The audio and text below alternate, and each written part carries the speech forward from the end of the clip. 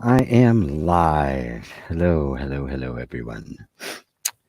Wonderful, wonderful, wonderful. Another extraordinarily beautiful day here in northern New Mexico in the mountains. Quite a beautiful, beautiful spot. Um, so the rocks behind me. I guess this used to be a rock quarry at some point. That nature has been gradually reclaiming. Uh, it's hence there's a lot of rocks around. And a rock garden behind me, which hasn't been quite turned on for it as of yet, but there's actually water and pumping in fountains and stuff out there that will be turning on in a little bit of repair work. So, um, hello to Dave and Elaine. Greetings from Southeast England from you guys. Wonderful. Liza, hi G, happy Sunday, everyone, from the East Coast in the USA. David Rose from Fall River, Massachusetts. Hey, Dave. John Watson from Glasgow, Scotland. Brian in Virginia. Hello, Brian. Dorte. Is that how I pronounce? I think it would be Dorothy. That would be a very Anglo way of saying it. Dorte in Denmark. John Sheehan. Hello, John. Ava, dear Ava. Namaste once more. Sundays are very good days. Love these satsangs. Greetings and love from Poland, everybody here. I love these satsangs too. This is this is my favorite thing to do. The rest of the week I have to spend a lot of time. I have to do sites and videos and all of that kind of stuff, and emailing and telling people what's going on and the like, and just keeping in touch with folks. But this this is just pure joy for me. This is just pure joy. Ursula, Madeira Island. Hello, Ursula. Still meditating simply on I. Russell Baxter, Durban, South Africa. Wow, wonderful, wonderful. What time is it there, Russell? It must be pretty late. Although, yeah, maybe not. I'm not sure where it lines up, but um, Mary Sykes in Niagara Falls. Hello again to you, Mary. Hello from northern Germany. Uh, as people are arriving, sometimes the moment right before I get into satsang, I have an idea of something I might want to talk about. Um, this time I don't. Just bear in mind that satsang is a word for an internal communion. Oh, it's 10 p.m. in South Africa. Ur says, yes, still meditating on I. Good. Oh, it's very late. I'm so glad you're joining me here. You're being so late out there. Fantastic. Thank you, Russell. Thanks for being here. Cheryl says, hi again. Thanks for being here so much. I'm here twice on Sunday. Yeah. As I was saying, I love this. For me, life is satsang. There isn't an outside and an inside. There isn't a division or a categorization. Now I'm meditating, now I'm engaged in life, now I'm introspective, now I'm active. Um, there actually is no division. It's all life, right? Just like, the most explosive movie you could watch on your computer, right? This is not an explosive. There's no pyrotechnics or anything. Just a guy sitting here talking and some trees blowing behind. So not a exciting movie, but this very same screen you're watching me on, you could be watching a big action drama going on, right? With cars flipping and things blowing up and all that stuff that Hollywood likes to make. Uh, it's the same screen. The screen remains absolutely still the same. This is true for our lives. Whether you're whether it's a moment of quiet introspection, like in a meditation, like the meditation I did earlier, whether it's a time of inner inquiry, where there's a more active engagement internally, like satsang, like we do now, or if it's, at your job, maybe even your job is one of those people who blows things up for Hollywood, right? Because things really do get blown up, right? It's all the same. It's all experienced in the same place. It's all known by the same thing. So there's no actual division. There's not.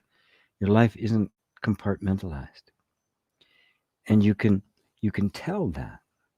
You can you can cue into that by simply realizing that no matter what's happening, you're there experiencing it. There's a sense of me, a sense of I am that is, boom, here. And it's always here. And if it wasn't here, you wouldn't be here. There'd be nothing. There'd be absolutely nothing. It would be oblivion, which is what people fear from death, that it's going to be gone. You are not. Of course, if that's the case, then you wouldn't know what's to fear, right? If that's the case, you're just gone.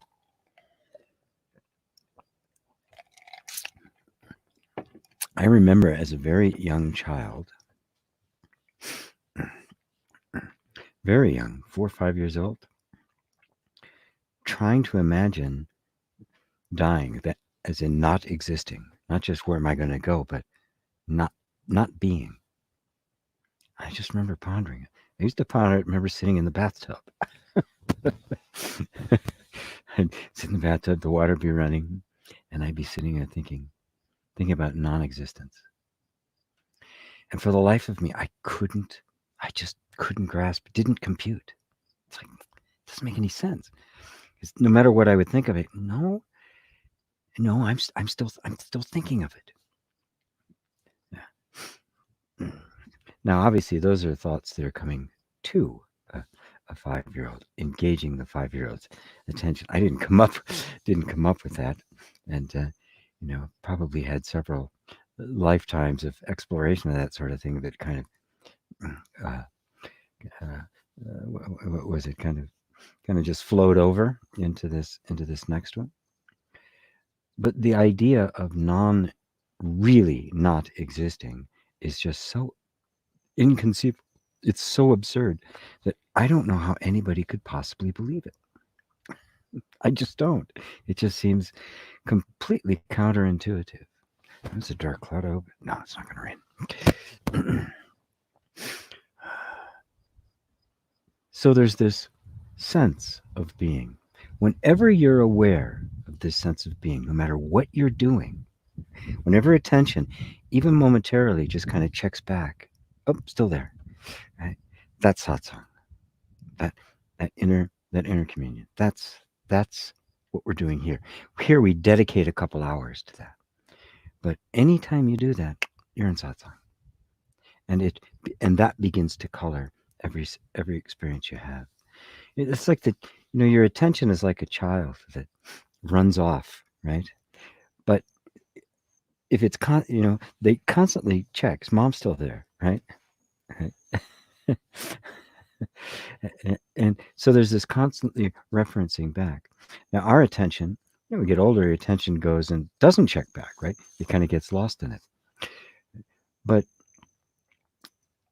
coming into spiritual maturity is recognizing simply what's always here. And consciously recognizing that is the doorway to awakening. And that's satsang. That is this communion with the truth. Because I always like to remind people that the truth is not something you know. The truth is what you are. And the recognition of what you are is awakening. The realization of what you are is enlightenment. That's all there is to it. I was working with somebody in a private session the other day. It was quite beautiful. Maybe he often comes to Satsang, so maybe he'll be here. Um, and just something kind of opened up inside, and it's just so ordinary. It's no fanfare, no special effects, no out of body experiences, no lights or any of that kind of thing. Those things can happen. That's fine, right? But the actual genuine awakening is so ordinary, you almost miss it. It's like, oh, it's me. It's just me, myself. So glad to see you all here. So glad. Chris, hey GP, I have 2 questions. Should we just allow whatever thought feeling is taking place without trying to change it? And why do we refer to I as being separate? It just isn't there. Thanks. Dear. Okay. Yes. The reason, there's a reason why I teach this yoga of allowing thing that you hear me talk about so much. The point of just allowing whatever thought or feeling is taking place is it's not a resignation, right? So, oh, this is always the way it's going to be. I just better get used to it. Grumble, grumble, like Eeyore, right? What it does is it drops you out of the ongoing narrative of your mind, which is always in resistance. Remember, the ego is nothing but the name given to the function of resistance, right? The ego says, I don't like it. That's the mantra, right? If you want to know what the ego, while you're chanting Om or Om Mani Padme Hum, the ego is chanting, I don't like it. I don't like it. I hate this. It should be different. I don't like it. That's it. Whatever it is, I'm again it. That's the ego. It's not a thing. It's that particular pattern of thought that is always trying to pit itself against something to define itself. It's always trying to give itself some kind of being. Right? So when you simply are present with whatever you're thinking, whatever the thoughts are, whatever the feelings are, you've stepped out of the egoic mind. Now, what a powerful thing to be able to do. You have separated yourself from what you are not. Okay? And so when you really drop the urge to change it, right, what you've done is you've created an environment in which it can change, right? Because otherwise, you've got this conflict going, and the conflict pushes it into a defensive posture, and it's just going to stay there. It's not going to move. And you can't make it move because its nature is to defend, right? And it's defending the territory. It really believes it's defending you. And so when the conflict is gone, what happens? Oh, what happens if you're in an argument with somebody and it finally gets, or somebody says, I really don't want to fight with you. I love you too much. It's not worth it.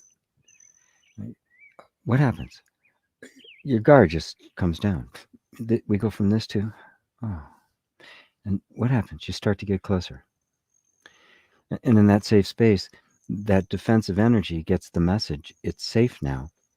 And what happens when it's safe? Well, it begins to flow in other channels. It wasn't safe, which put it into defense. All that energy is in the defense. And what happens when that energy of the defensive posture is released?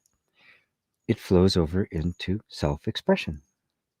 Change, transformation, growth, creativity, deeper intimacy. Everything comes when the energy is no longer being confined to defending itself.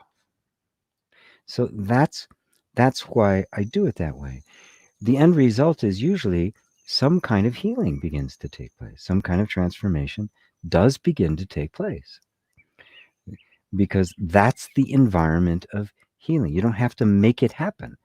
The energy naturally knows where to go. It knows what to do. It knows how to return to health and healing and wholeness and well-being. It knows how to do that if it knows it's safe to do. If it doesn't think it's safe to do, of course it's not going to do it, because protecting you is job one. Job two is self-expression. And that's, it's a kind of the classic thing. And when we're not conscious of it, when we're still in our ignorance, we're fighting it as if we could possibly win.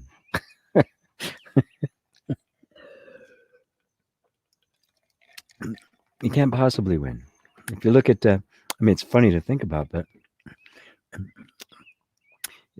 that defensive mechanism in every living in every living creature, going as far back as there is.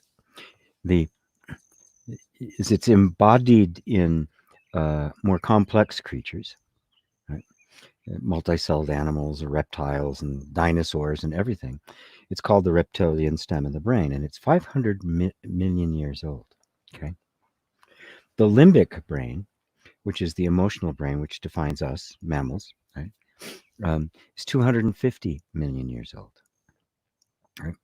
So you've got this defensive mechanism that has been perfecting itself for 500 million years, right?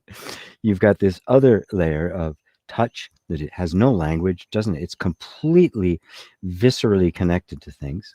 The whole Earth Mama things, 250 million years old. And now you've got this new kid that comes along, less than a million years old, a couple 100,000 years. We've had this cognitive ability. So if there's an argument between the cognitive part of you and that reptilian part of you, who do you think's going to win? Who do you think's better at their job? It's a waste of time to try to force yourself into change. And it's really the height of arrogance and folly. So that's the reason you're doing it, is you're harmonizing with what is. And when you harmonize with what is, you step out of the ego, resistance falls away, safety, acceptance, and love suddenly is communicated to the whole energy system. And that different environment causes the energy system to reconfigure itself, because that's what it does. It always conforms itself to whatever the container it's put in. It's forever adapting to the environment, like a cartoon cat. The cartoon cats, put in a jar, whatever, wherever you put it, they take that form. So you can think of the nervous system as a cartoon cat, if that helps. Now, your other question: why do we refer to I as being separate? It just isn't there. I'm not 100% sure I understand that question, because the word I, when we use the word I, or the concept I, or the sense I, what are we referring to, right? What we recognize and identify with as I will determine the entire character of our life. Now, if that I you're identified with is an idea, a concept, a limited view of yourself, a very narrow self-image, okay, then separating from that sense of I is absolutely imperative, or recognizing that it's not you. You don't actually have to separate yourself from it, because you've never actually been that. But we have to come to see that, right? Because we've all been taught that we are that when we've been acting it, and we've been acting it out, and so it feels very, very real. And so, yet when you understand it that way, then that I, what that word or concept I is referring to, doesn't actually exist. It's just a thought.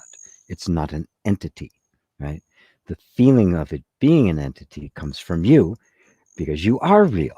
You really are here.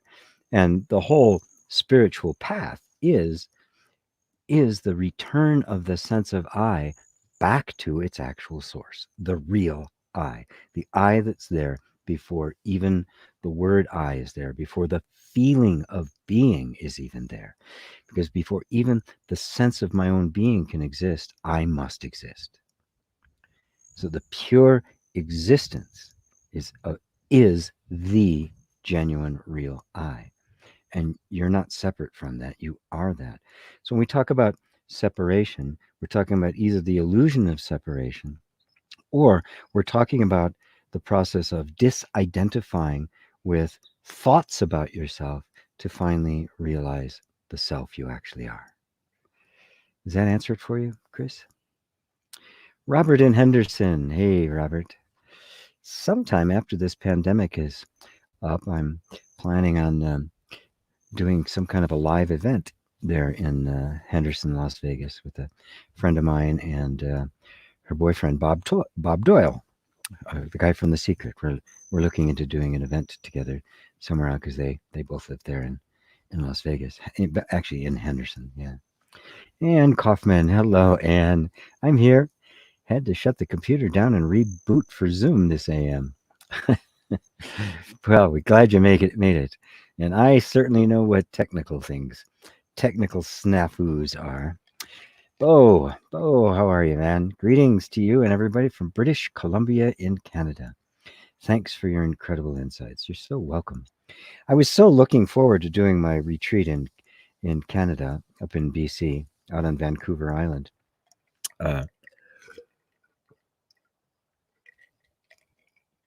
Near Victoria. But because of this whole quarantine thing, it's had to be canceled. We're going to be doing it online instead. It'll be like it'll be a 3-day retreat, but I'm just going to be doing it online instead. I don't know all the details yet. We're thinking about doing like a session in the afternoon and then a session in the evening to try to have a wider range. But I think it's actually one of the first times the Krishnamurti Education Center um, actually is doing things virtually, because they did everything live before. Because I did one there before, but it really is. It broke my heart because I love that place. I love the people that showed up, and I got to see people in person, which is so nice. So anyway, a little sideline. Jay, oops. Hello, G and everyone. Can you expand on karma yoga a little bit? I've heard of some spiritual teachers who took on huge amounts of work in service of others. Even Ramana, towards the end, to do his daily tasks without any complaint, though his body looked like it couldn't do much more. Yeah, karma yoga. For those of you unfamiliar with it, it emerged out of the Bhagavad Gita. One of the central teachings of the Bhagavad Gita is simply action without attachment to the results. It's nothing but that. It's not quite the same as Seva Yoga, which is service yoga. And that is you just serve. You just serve. Obviously, they're closely related. But Karma Yoga is a discipline of acting and doing without attachment to the results. And the key difference is that Seva Yoga is always you're serving somebody else. Karma Yoga, you can do it yourself, right? When you go to work and do your job, you don't have any attachment to the results. That's karma yoga. Right? Anything that you do, if you can let go of the attachment to the results, you're practicing karma yoga. And we always have to guard ourselves against. There's 8 different paths of yoga. Karma yoga is one of them. And it's very easy for us to get very attached to a particular form of spiritual practice and then overdo it. Right? Take an enormous amount of Seva yoga. Oh, I should never ever think about myself. Well, that's impossible. That's a little bit like trying to run your car without gas. No. Don't give anything for the car. The car's got to do its job. I mean, it's ridiculous. You need downtime. You need rest. You need relaxation. You need entertainment. You need intimacy and friends. We need all of that so that the energy is flowing. The energy of service is flowing. So there are teachers who take on an enormous amount of work, and people who take on an enormous amount work, but that won't get you anywhere. It will not get you to the awakening. It will have a very powerful effect on you. It'll certainly make you more sensitive and more nuanced. It'll make you more subtle. It'll have a great effect on the human personality and your daily life, but it will not bring you to who you are. Nothing can bring you to no practice results in awakening. The, right? Even this looking, right? Inquiry is not a practice. It's a looking. You're looking to see what is there. You're not practicing something to get better at it or more thorough at it. It is simply an overwhelming desire to know the truth, and you keep looking for the truth. That's not a practice. It's an exploration. It's a discovery. It's a curiosity, right? You don't need a practice when you're in love with somebody. You don't need a practice to be with them, right? You don't have to set things and practice. You just want to be there, right? And so you go. It's really very simple. So even Ramana, towards the end, to do his daily tasks without any complaint, though his body looked like it couldn't do it much anymore. Same thing was true of Nisargadatta, because they are not the least bit concerned about the body. The body is just like this peripheral thought way off in the distance. And so they just continued to do what it was with the limits of the body. Certain things it couldn't do anymore, but they just kept doing it because they had no sense of being the body, right? And so if you are identified with the body, trying to do things without complaint, you're really just making suffering for yourself.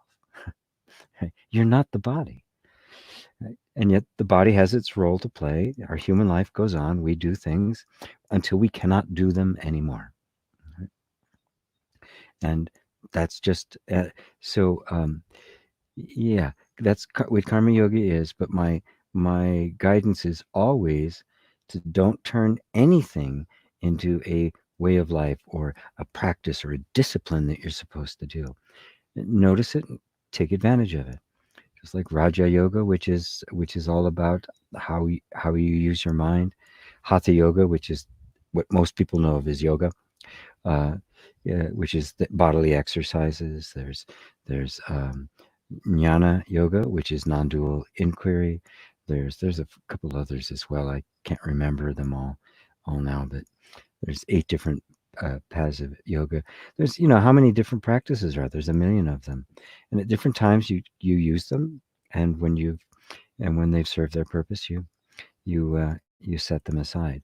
But ultimately, all roads lead here to this pure inquiry. That's not a practice. It's not a skill to be gained. It is just a genuine, sober inner looking, and that just so engages you that your attention just keeps going back here, and then one discovery on top of another compounds until you just don't want to leave. Until finally the whole bubble pops and you go, oh, it's me. That's right, it's me. I'm what I've been looking for, and I'm right here. Yeah. David and Elaine, when emotions and feelings are triggered, is there a clear distinction between them arising naturally in response to experience, e.g. injustice, suffering, sadness, etc., or when these arise on behalf of a separate self that feels diminished, suppressed, or enhanced by the experience? Beautifully put. When the sense of separate self falls away, emotions and feelings still arise, but perhaps purer and unadulterated, as they are not being edited or filtered by me. I couldn't have put it better myself. Matter of fact, I may steal that and take credit for it. I perfectly put. That's exactly correct. When we're liberated from the sense of a separate self, it is not the end of emotion or experience. It's not the end of love or sex or anything. It's the liberation of human life. Right? It's this age-old idea that is kind of infiltrated into spirituality. Spirituality somehow meant a complete eschewing of the body, just complete elimination of the body. It's not true. It liberates human life. So now when a feeling comes up, it's genuine. It's not colored. It's not appropriated by the ego to serve its purposes. So when you have a sense of like Jesus, um, uh, kicking the money changers out of the temple. My father's house is supposed to be a place of worship. You turned it into a den of thieves. Uh, and boy, I wish modern Christians who claim to be Christians all on TV would remember that when they're talking about their money and their private jets. Um, it wasn't supposed to profit. They were profiting. Money changers, like, as it is when people would come from all over to Jerusalem, because that was the center for the Jewish people, as it still is, and they'd come from different places with different kinds of money, and they came to make an offering at the temple, right? Uh, and because they had different kinds of money, and in Jewish law, it had to be shekels, I guess. Yeah, I think shekels was the currency. The offerings had to be in, so they would change. They were these money changers, basically, currency exchanges, right? And they charged interest, right? That was the sin. That's what he was pissed off about. Not that they were changing the money, they were charging interest. They were profiting on somebody's worship, right? Now, imagine what he had done if it's, credit card at 30%. Yeah. Yeah, he would have burned the place to the ground. So, so how did I get there? Right. Because that was a genuine arising of utter indignation that said, nope, this is not to be. This is not what goes on here. This is this is profane. This is a blasphemy. And boy, were they upset. They dumped all the money all over the place. Of course, I'm sure they all were scrambling to get as much as they could, that actually even more than they had before. So yes, and without that sense of a separate self, you can trust that those feelings are legit. If a fear comes up, it means there's really something to be afraid of. If a sense of distrust comes up around someone, right? Yep, you don't go there, right? You don't say, "Oh, everybody should be trusted." No, not at all. Every single feeling becomes absolutely pure. And remember, what pure means, it is exactly what it is, nothing extra added. Right? It doesn't mean pure as in, holy, the saint eyes turned towards heaven. It means it is exactly itself and nothing else. That's pure. Right? And so the fear, pure. Anger, pure anger. Right? In indignation, righteous indignation, pure righteous indignation. So this is I want to get this home to people. The awakening liberates the human life. Your human life, your activities, your experiences, your potentials are all being compressed by this separate self, limited. People feel that in the self-help movement. They can feel that there's more, that these things are constricting them, but they don't ask the question, who am I? They assume, who am I, and then try to make that who am I better? And that only makes different patterns. It doesn't actually liberate them, and they're not yet pure. So it's such an important thing. And the way you put it, matter of fact, when that's the case, they're not a trigger at all. They're an absolutely pure response, an appropriate response, an infinitely intelligent and creative response to exactly what is happening. And when somebody from the outside seeing that, sees that, and they call it wisdom, because that's what it is. It's that absolute perfect response. And you'll know that it's not a trigger, because there's no desire, there's no need to hold on to it. There's no discomfort in it. There's no sense of irritation. It's very calm. It's very present. And then when the need for that is over, it's gone. It doesn't stick around and create trauma and difficulty. So beautifully, beautifully put. Wow. Thank you, guys. Jay says, I'm not motivated to do much. Is this part of the ego? Um,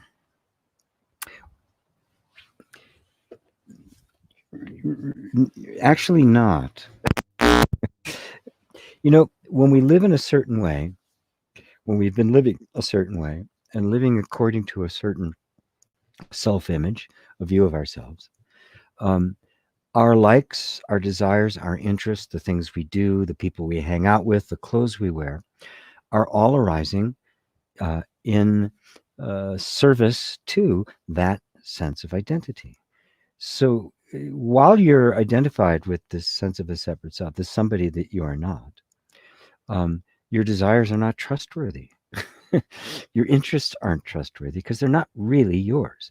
Remember, the egoic mind, that sense of a separate self, was a fabrication of the nervous system to just make you be able to survive in the environment, mostly when you were a child. And that's what it does. It's constantly creating a version of itself to fit, the environment in which you have to live in order to survive. Now, as you begin to see through that and and begin to get in touch with what you really are, those all of those desires and interests and all the stuff that used to be so familiar to you will of course become uninteresting because they really weren't your desires. They really weren't your interests. They were that of this idea that you're not. Recognizing that, there can be a period of time where it's like, I don't know what I like. I don't know what to do. What do I do? What do I do? Don't worry about it. Give yourself permission to explore. Try things you've never tried before. Do things you've never done. Read things you've never read. Recognize that this is an ongoing discovery, right? And when you're when liberated from that false sense of the self, that limited sense of self, it liberates your whole life. And so it's like, wow, the whole world's open to me. And it's all part of the the liberation of the self-expression.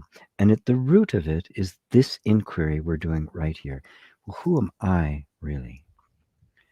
And that inquiry clears away all of the all of the stuff, the artificial stuff, because it doesn't mean your human life goes away. It means it gets deeper. The things you do are now more satisfying because they're connecting directly to the true self and the appearance of the true self in this particular form, which is what you call your life. It's one of many, right? But it also has a purpose. Like every song expresses music in a very unique way. So that song has a very specific purpose. Right? And so being true to that song, right, is part of the process, even though music is not limited to that song. Is that clear? So you will be motivated to do things, right? Because that's part of life, right? So don't think it's like you're just going to sit around chanting Om all day. It's not. It's not going to happen. You will discover things. Suddenly, something will pop and go, "Wow, that's interesting." Just notice that, right? And give yourself permission to look other places. Because remember, when we get into these habits of certain ways of being, our life corresponds to that. The things we do, the interests of people we hang out with, and when that isn't quite satisfying anymore, you don't feel like doing that anymore. This structure of your life may still be in place for a bit. You have to give yourself permission to let this structure dissipate. Just look in other places. You know, just make it your own internal satsang, yeah. And certainly don't be worried about it, because the fact that you're temporarily not motivated, believe me, life does not stop. You know, that river will keep flowing. Rosario, hello, GP, once again with you. Thank you for your guidance and your love. You're very welcome, Rosario. Very, very welcome. Linus, hey, G, what do you think of Kundalini? What facet of your nature does it represent? I just got through doing a long course on the chakras. And the Kundalini is it's a model, okay? Like everything, all of these models from the East, they come over into the West, they become very literal. People seek these Kundalini experiences. and I think it's wonderful. They think it's this great thing that's happening until it doesn't go away. It just keeps happening, and that all of a sudden, their life gets kind of miserable. It's like something takes them over. That experience that felt like it was liberating is now burdensome, and it gets kind of out of control. Originally, the model of the chakras that most people are used to, I arranged them in a circle. Joseph Campbell arranged them in a triangle, which is a beautiful way to do it. But the traditional way of doing it, it's a line up your body. It's a metaphor. It represents the path of awakening, right? When it gets interpreted just this energy coming up from the root up to your crown, and there's this explosion of energy, that has nothing to do with awakening or enlightenment. Nothing whatsoever. It's a real, it's a real distortion and and dilution of what it represents. You'll see these pictures with the lights going up and down up the body, um, but you rarely see it in the more original form. Whereas there's this line going up the center, there's the chakras, and around the center are two snakes that are coiled around it. And the snakes, uh, the Kundalini, I think actually even means snake or Kunda, something like that. Um, what it represents, the snakes were always a sign, not in the West, a sign of deception and manipulation, but in the East, they are the sign of resurrection, of spiritual life, because the snake sheds its whole skin and becomes a completely new creature. So, what it meant to represent was the arising of consciousness, the expanding or growth of consciousness from the purely animal or instinctual through the heart center, which basically is the conduit between the two, all the way up to that it ascends then at this point of the heart is basically the place of resurrection, the and coming from there is the awakening to, or the emergence in, spiritual life. So it represented the arising of consciousness from the instinctual to the pure spiritual. So it was a metaphor, and it's exactly what we're doing here. We are exploring. So when I talk about the nervous system and how conditioning took place and how the sense of identity took place, I'm talking about those aspects that are purely instinctual. These all happened without us are having any kind of contribution to it. We didn't participate. We didn't choose any of that. It all happened completely automatically. Now, if if it never goes any farther than that, your whole life is spent pretty much in the third chakra, which is the storyteller or the ego, right? Which is the limited sense of self that is simply stabilizing the internal conflict below. If you never go any further than that, you remain unconscious your whole life, and this never completes itself. But if for you have the good fortune to hear the Dharma, a good teacher, and get good teaching, and actually follow the pointings, this continues. This then begins to expand and goes beyond that. It's exactly what we're doing here, isn't it? Right? So this is Kundalini. What I'm doing is the genuine Kundalini.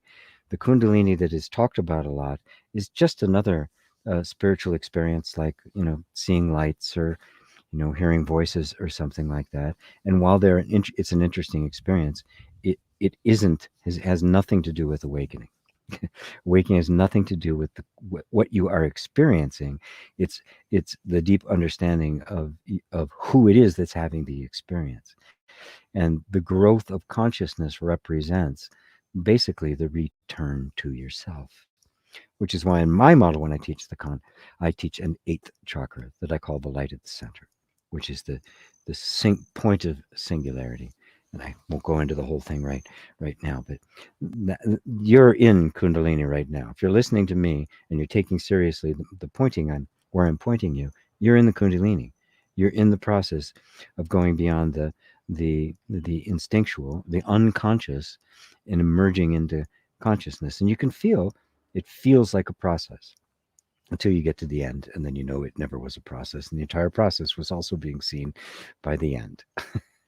that the one who awakens is being witnessed by the awakening that's been there the whole time. So, very good, Linus. Thank you.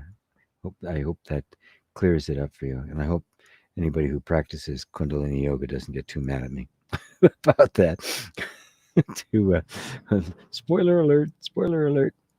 I'm gonna bring the screen down a little bit. My head's getting too down the bottom. Isn't the sky blue here? The color of the mountains of the sky is just extraordinary. The color of the sky in the mountains. Oops, that was a bit of a slip. Anyway, it really is just a different kind of blue. Zensmida. Can you explain the difference between sleep state consciousness and waking state consciousness? Yeah, I can. They're both different phases of consciousness, right? The sleep state, and there's three that are recognized: the dream state, the waking state, and the deep and the dreamless, the deep sleep or dreamless sleep, and the difference is a different kind of content. Now, the one who experiences the waking consciousness, the one who experiences the sleep or dreaming consciousness, and the one experiencing the dreamless sleep consciousness, is that not always the same? Right?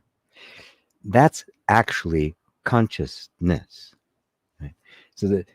So let me be precise as to how I use that word. Consciousness is that which is aware. Right now, consciousness is you. You are hearing my words as I say them. That which is hearing my words is obviously consciousness, right?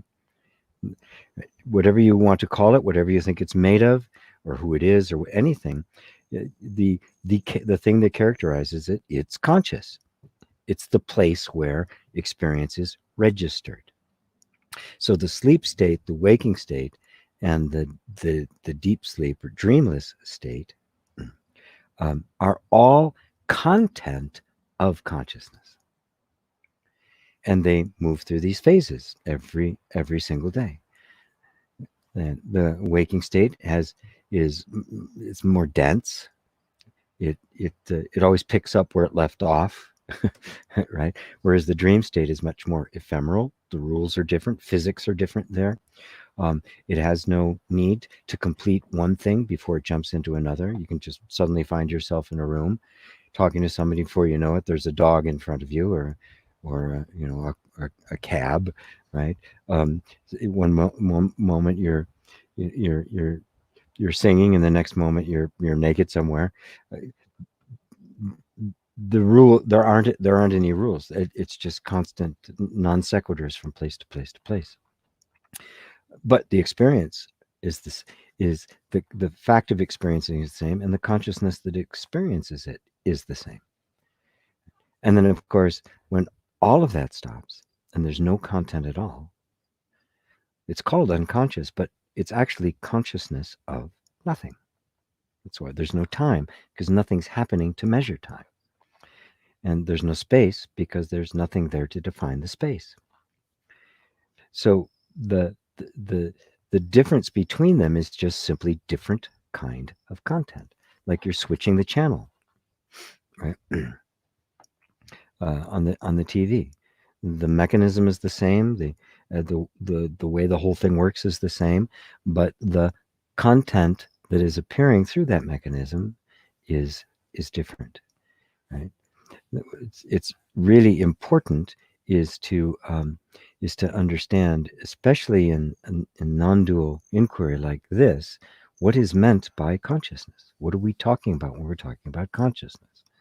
Well, we're talking about that which is the point of cognition, that which is actually where all experience is being registered, right?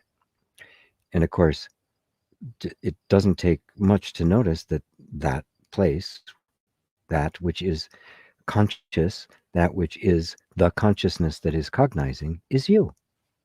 So whatever that is, right, that's you. And this kind of inquiry is the discovery of what that is, which means what you are, what you actually are. Because the only thing that can define you is consciousness. If there's no consciousness, the body could be here, but so what? The universe wouldn't exist. It couldn't. Just think about it. Without consciousness, it can't. There's no universe.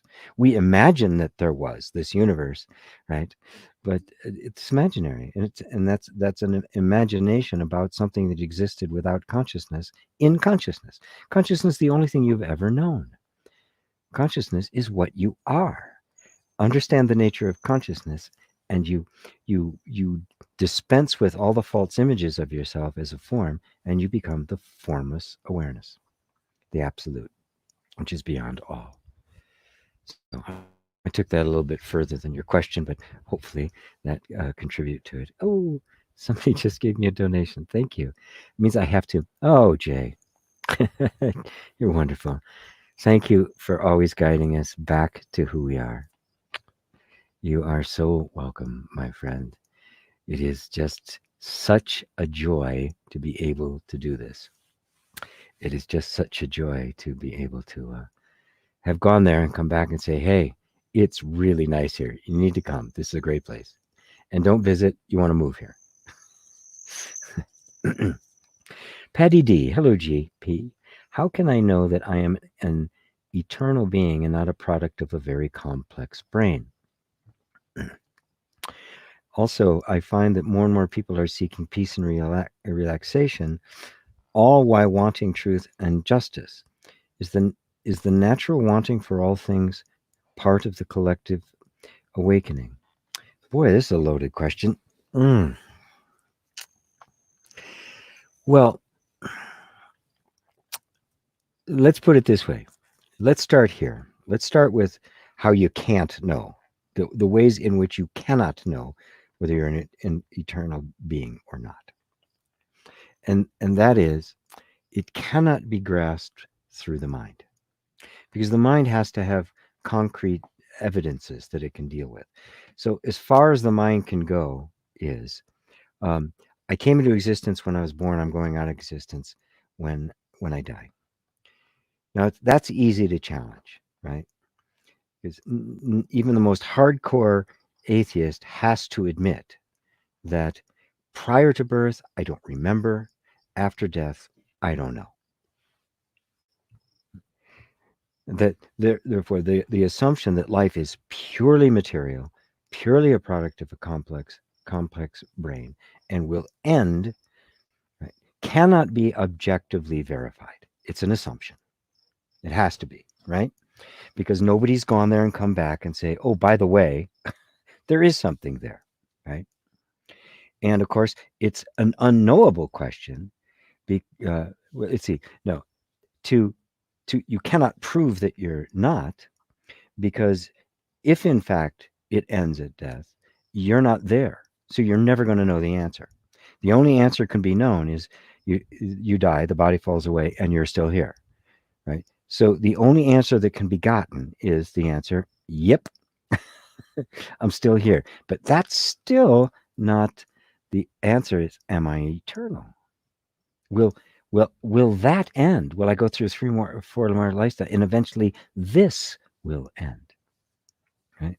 And of course, I have no idea what happened before, right? Because I forgot, and if it does continue, I assume I'm going to forget again, right? So that question cannot be answered that way. So that whole way of reasoning to try to determine whether or not we continue after death and potentially be eternal, either is not an answerable question, and all you can say is, well, you'll find out when you get there, right? Or you won't. Or there must be a different way in which we can approach it so that we can look at what evidence we have and deduce whether or not we're over it, whether it's over again, whether it's going to end or not. Now, this is exactly what scientists do all the time, right? We don't, and nobody's ever seen an atom. They're a theoretical model. Something is here, clearly, because something exists, right? There's this assumption, right? Everything you see, everything, all the rocks behind me are a flow. There's a motion. There's something happening. Every form on every level is an appearance of a lower level. So the rock is an appearance of the collection of the molecules, as is this body, as the computer you're looking at this on. Those molecules themselves are an appearance of, because they're made up of something smaller. The atoms, and the atoms are made of something smaller, and the electrons and the subatomic, and everything gets made as smaller. So science cannot see what it actually is, right? Any more than we can see beyond death. But they find ways of exploring that so they can get beyond the limit of what the senses can perceive. So what I do is I say, well, let's look at what we actually experience. And I experience something that has been consistent throughout my entire life. And everybody has. Think of any particular point in your life. And while what you are experiencing is completely different body, different thoughts, different environment that you're in, different people that you're with, that's constantly changing. Focus for attention, bring your attention to the actual experience of experiencing, that consciousness was there. What consciousness was conscious of changed, but did the consciousness that had been perceiving it when you're 5 or 3 or 12 or 18 or 50 or 68, did that change? Or has that been the same? Just have to look for a moment and go, yeah, that's been the same. That has not changed in the slightest. It's constant. Well, if it isn't changing, and time is nothing but the measurement of change, this consciousness is timeless. That's even beyond eternal, because eternal we think of as infinite time, this infinite timeline going on. But this consciousness is timeless. It's not even eternal. It's beyond eternal. It simply is. And just looking at that, with it absolutely consistent, you can go, it makes perfect sense that this will continue, that death will be another experience that happens, birth will be another experience that happens, and this will remain unchanged. Eternal and beyond eternal.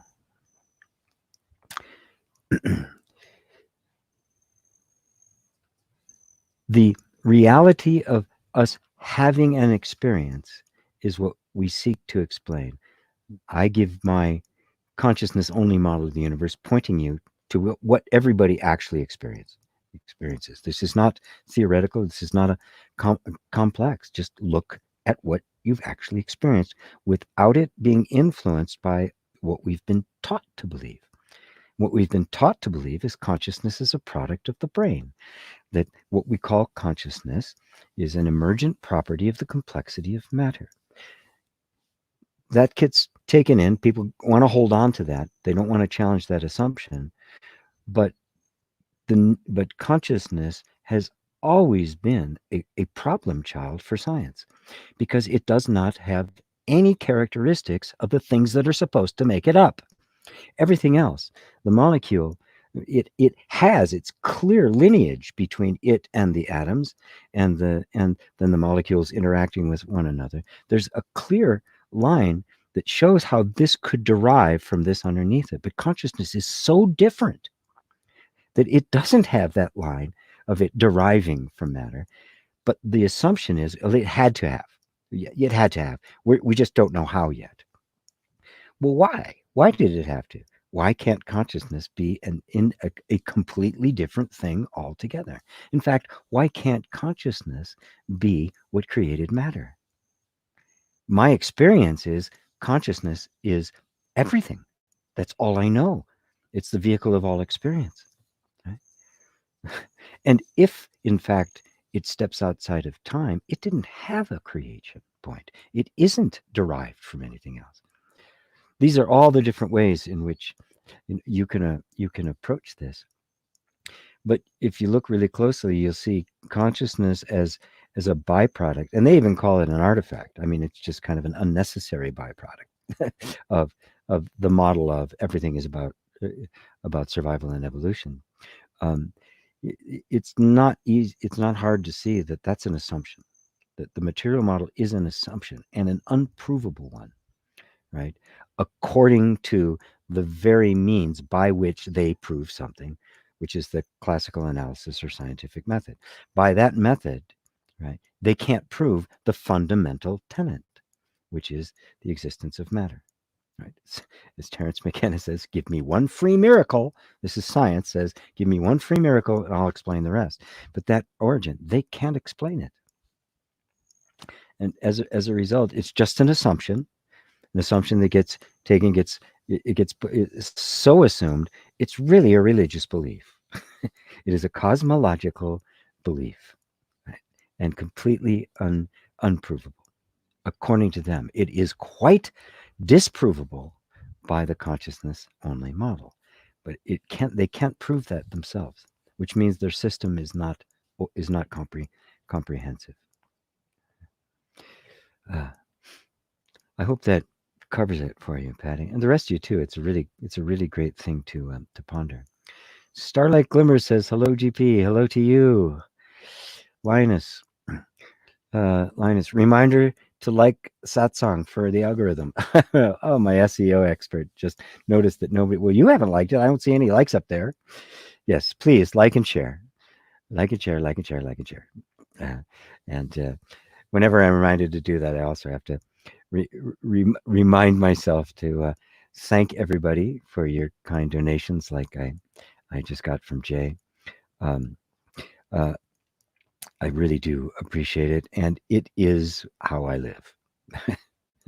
it is completely how I survive on the donations and some of the courses that I teach. And I am going to be teaching a course for it'll be a professional level course. It's open to people who are interested in it. I'm not just limiting it to coaches and the like, but it will be at a level to help people who are interested in using EFT, the emotional, the tapping thing, for therapeutic reasons, to help people as coaches or life coaches or anybody that's in the helping profession, a coach of some sort. I will be doing a course for that, which will be a little bit higher priced because it will be at a professional level. But I'm going to be planning on doing that probably next month. Yeah. Oops. Looking at my water there. So, thank you for the telling people to remind about that. So, of course, it's coming up, and the donation, passing the hat, right? Like when I play music on the street. And sorry to hear you won't be there. Was planning on doing it with my sister who lives just north of Victoria, Sydney. I am really disappointed about it too. The place is absolutely beautiful. It's just stunning, overlooking the ocean. The room in which the retreat takes place, just solid glass wall overlooking this beautiful lawn, and then the ocean. And yeah, I'm really disappointed, but it's going to be a while before there are before we all feel confident to be able to have those kinds of mass gatherings and still be safe. Um, we don't want to do it. We don't want to do it stupid, which a lot of people are because they're just really frustrated and confused and don't know how to be with with themselves for very long, or their spouse for that matter. So yeah, I'm really disappointed about it too. And home. GP, how does one learn from New Age teaching with fear of being in a cult? Um, well, to see New Age teaching as New Age teaching, if you want to get the heart of it, the New Age teaching have at their root some things that are very, very, very, very true and substantial, but they've just been diluted um, by either people who didn't understand it but got really interested in it, those who got kind of interested in the culture of it, the crystals and all of that kind of stuff. And the crystals are a beautiful thing that do everything has a particular energy about it, but things, once it becomes a way of life or a sense of identity, it starts serving the ego and not the actual teaching. And so the purity of the teaching kind of gets lost. So if you look at any of the New Age teachings and take away all the trappings and the extra stuff, take away all the vortexes in Sedona, right? The fanaticism about it, and just look at it, right?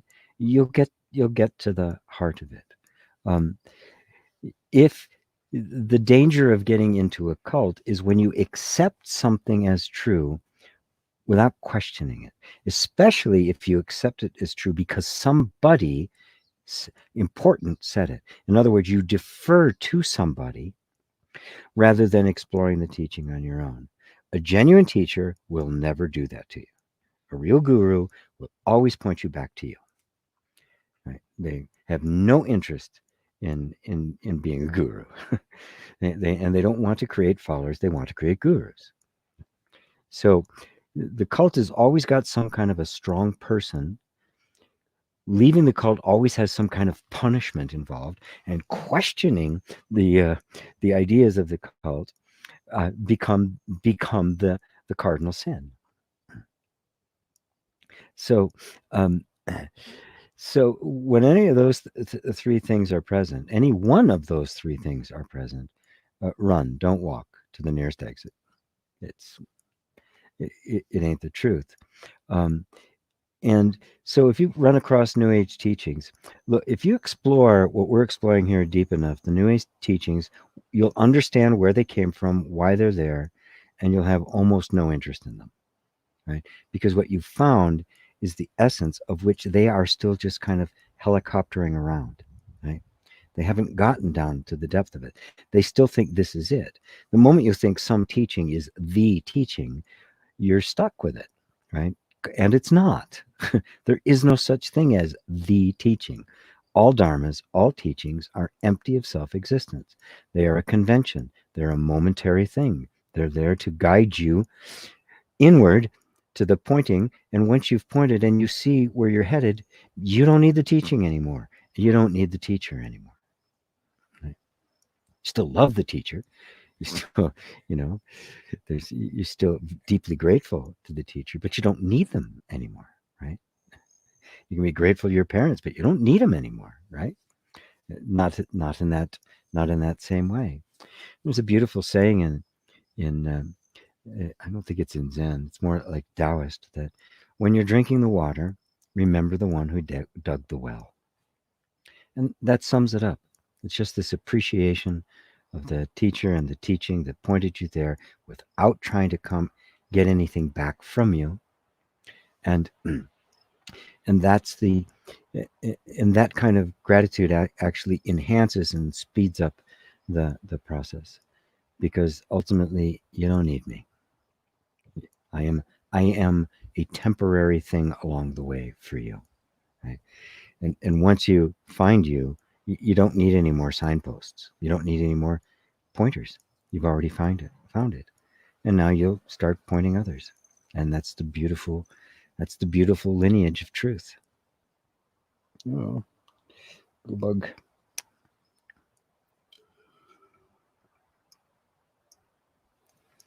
Julia in Brooklyn says hello. Hello to you, Julia.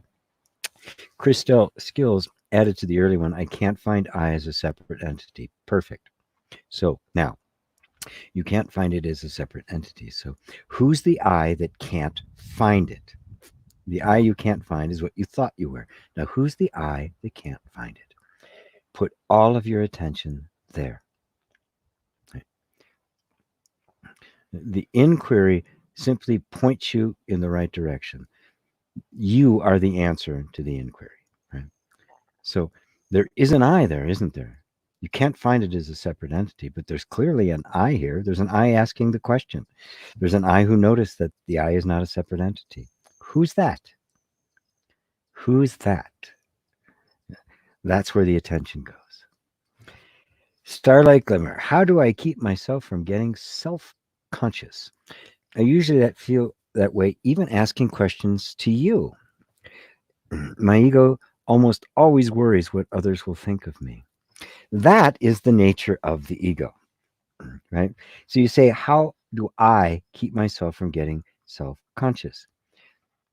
I usually feel that way, even when asking questions to me, right? Who loves getting the questions, right?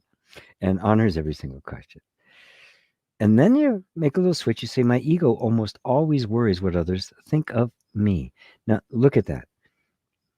It is you identified. I keep myself from how do I keep myself from getting self-conscious? You're identified with the self-consciousness. I usually feel that way, even when asking questions to me. Right? Again, identified with the self-conscious, but then you switch. My ego almost always worries what others think of me. But now it's the ego worrying about it. The I that wants to keep himself from getting self-conscious. How do I ask it? How do I keep from getting self-conscious? Is the ego. Right? I usually feel that way even when asking questions. That's the ego felt rather than thought. It's simply the feeling of I don't want to make a fool of myself. But you recognize that that worrisomeness about what others are going to think of you is the ego. Right? That the ego, the worriness is the ego. But then you go, what others are going to think of me, as if you're something else. That's the ego worried about what others are going to think of it, not you. You're the one aware of the ego. You're aware of the thought about being self-conscious.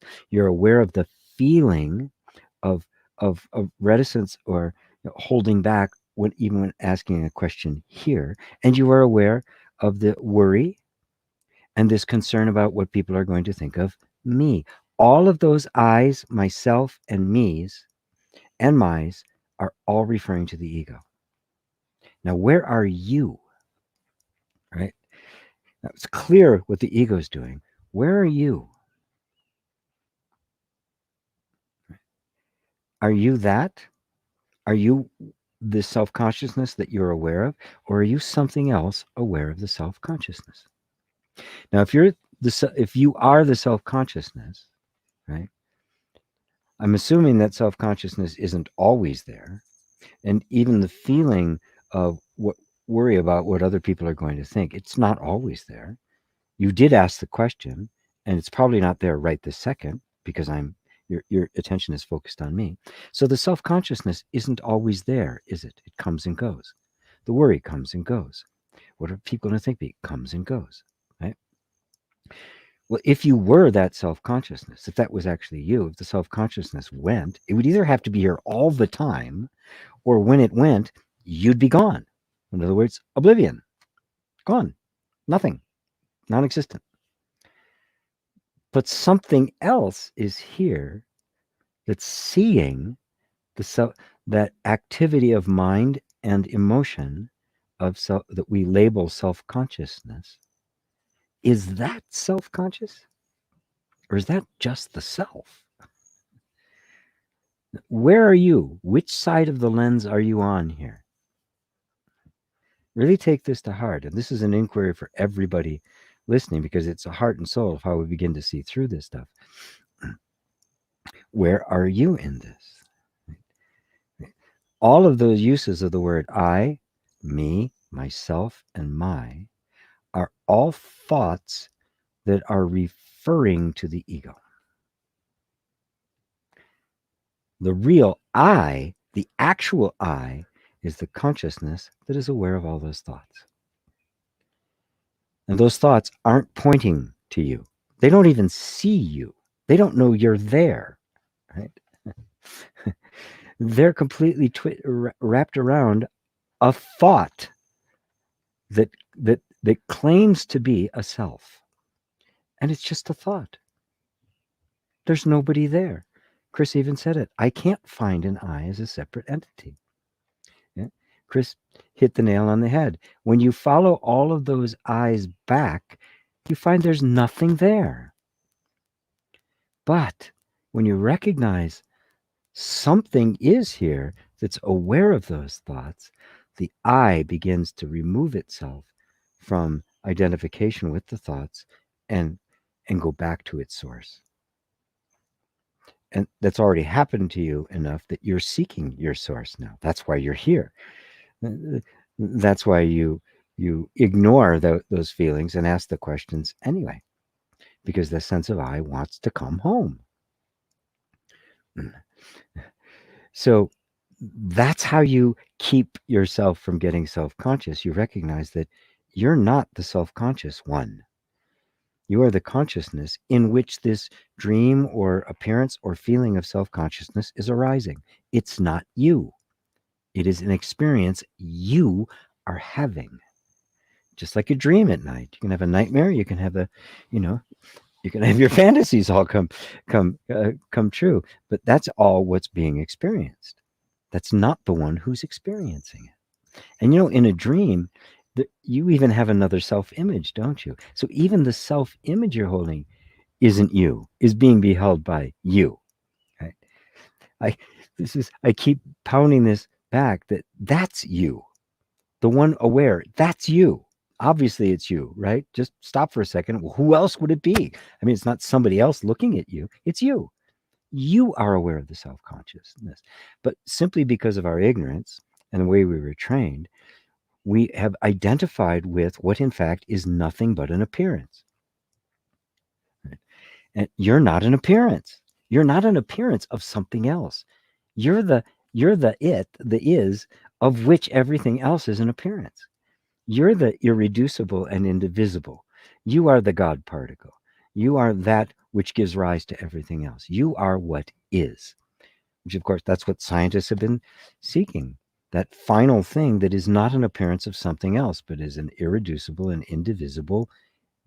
It is. This actually is, right? Well, that's you. You are what is. The rest of it is just an appearance. And its appearance, it's arbitrary, has to do with conditioning and experience and all that sort of stuff. And it isn't even relevant. It doesn't even matter what the story is. It's a story. And that's all you need to know. Thank you for that, Starlight. Please let me know if that hit the nail for you, and if there's a feeling of relief about that. So even if it comes up again, and it probably will, just notice it. It's just a habit pattern in the nervous system. And if you stop identifying with it, there'll be nothing more to sustain it. And eventually it'll stop. It'll just go away. John David, greetings, GP. Greetings to you, John. Super helpful, says Linus. Good. I guess I got it. I always like it when I get it. Cheryl, there's the thought that if I die without having awakening to who I truly am, that I have failed in this lifetime. Very sad. I want to know that this is not true. I think about death a lot. I do too, right? Just getting to the age of my life about thinking about actually letting go of things, because, there's people and things I really love. I love doing this. I don't want to let go of doing satsang. There's people in my life that I deeply love, and I don't want to let go of them, but I know I'm going to have to. That's why meditating on death is a very powerful and very important a meditation. It actually doesn't bring you into a state of darkness. It brings you into a place of real appreciation of this moment, because you realize how temporary it is. And its temporariness and its uniqueness is what makes it so rare, so precious, so priceless. So every moment you have with somebody you love or something you love becomes, wow, not sad, but joy, right? Yeah, there's a hint of sadness that adds to the joy that, yeah, this is going to go away. Yes, this is precious. No, I'm gonna lap up every last bit I can. Now, as far as the thought about if I die without having awakening to who I truly am, I failed in this lifetime. Well, first off, it's not true. There's no failing in this lifetime. This lifetime is serving the purpose of awakening. And if it happens in this lifetime or the next, who cares? It's irrelevant, right? This lifetime will have served its purpose. So putting all of that aside, I say, well, let's get on with it. Let's get on with it, girl. Let's wake up. Make it, put all your energy here. Keep going to where I keep pointing you to. And where's that? To that place that is aware of everything else. And you find that it's never been asleep. Has your awareness ever not been awareness? Has consciousness never not been consciousness? Can that which is become that which is not? Right? This is it. You are it. You are that.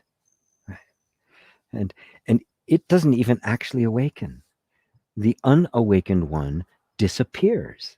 And you realize that it was simply a dream. That this one who wasn't awake, trying to awaken, was itself being witnessed by the awakened one, by the Buddha, the awakened one. That's what the word Buddha means. The awakened one, capital O, not one who has awakened, as if there's somebody who's going to wake up, but the one who has simply woken up from the dream of somebody trying to wake up. The one seeking awakening is being witnessed by the awakened one. The seeker and the seeking are both being seen by the sought. You're that already.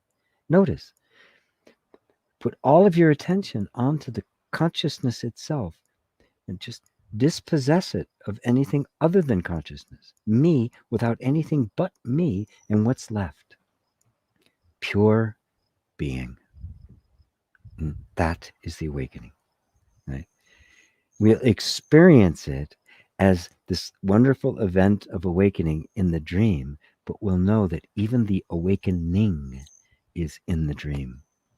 And the awakened one has never been dreaming. Is that clear to everybody? Did that go by everybody? Did I go too fast? Mary says, I do too, Cheryl. I'm sure other people do too. Yeah. I'm sure other people do too. Yeah, other people are sharing that kind of thing. Yeah, I wanna. Right? What happens? Do I run out of time? Is it like a football game? And when the clock runs down, it's over? Can I add more time to the clock? There's no clock. There's no game. It's just you, my love. Thanks for putting it back, Cheryl. I guess you probably thought I missed it because I jumped down to do J's, but that's kind of the commitment when somebody makes a donation, that it tells me somebody has made a donation. So I honor that and answer their questions first, but I always come back, right? Unless I forget, and then some people, hey, you missed me, and I find it. So if I do miss something, I just ask you to repost it. But we got it. Mary says you're helping me too. Good, helping everybody, because this is it's such a subtle thing, but it's so beautiful when you see it. David and Elaine say, thanks, GP. Our understanding is always deepened when you expand on these questions. Fantastic. Love and blessing. And to you as well. My dear brother and sister. Ah, it just fills me with so much happiness. It really does. Just listening to all your questions and just feeling your hearts yearning for uh, for the real stuff. And as Christ put it beautifully, if you pray for your Father for bread, does He give you a stone? No. Craving, that craving is always met. That is a prayer to the highest. That craving to know yourself as you really are, that is the highest prayer there is. Father, Mother, Lord, uh, purge from me all ego and merge me with you. Simplest, most beautiful prayer. Replace me with you. Sneratan. Are you new? I don't recognize that name. Hey, G, please tell me how to deal in this world while being conscious. This means, how can I be outside being from inside? Please, please. Because whenever I'm outside, I'm in the platform of mind again. And you know what? This is the great spiritual challenge, and it's a wonderful, wonderful thing. Little by little, it'll become clear that there's no disconnect between the two. Right? How can I be outside being from inside? Because whenever I'm outside, I am in the platform of the mind again. Who's that I? Who's saying that? Who's this I that is trying to be inside and not knowing what to do when you're outside? Now, what outside means is, this is what outside means. Let's put it really simple, right? Right now, just turn your attention just the feeling in your body, right? You can close your eyes for a second while you're doing that, because it helps cut out outside, right? And there's a feeling in your body, right? You notice there's thoughts and emotions and things, right? And that's what we call inside, this feeling. But that's actually outside too. Outside to whatever it is perceiving thought, emotion, and sensation, right? So it's much closer for sure, but it's still outside of the point of cognition, right? Now, as I've been talking, you've noticed how your attention has been turning more and more, trying to see the consciousness that's aware of all of that. All right, now just turn the attention around again. Open your eyes. Now, are you any different?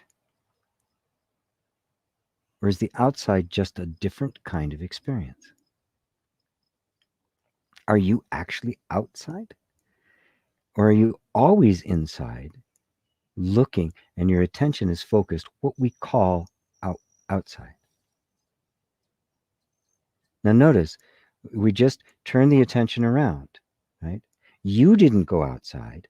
Attention simply focused outside. Where are you? Aren't you still here? Isn't that which is cognizing still right where it was? Didn't go anywhere, right? It's been hanging out in the same place the whole time, but attention has gone in and out. We identify our attention with what we're with our attention and what we are experiencing, and therefore we feel it as if I have gone outside. But you haven't. You're just having a different kind of experience. You are the inside. Anything other than you is outside, right? And eventually you'll see that all of that's inside you as well. But let's just keep it like that. The point of cognition is that's the inside. Everything else is out. So you don't have to deal with the world, right? How do I deal in this world?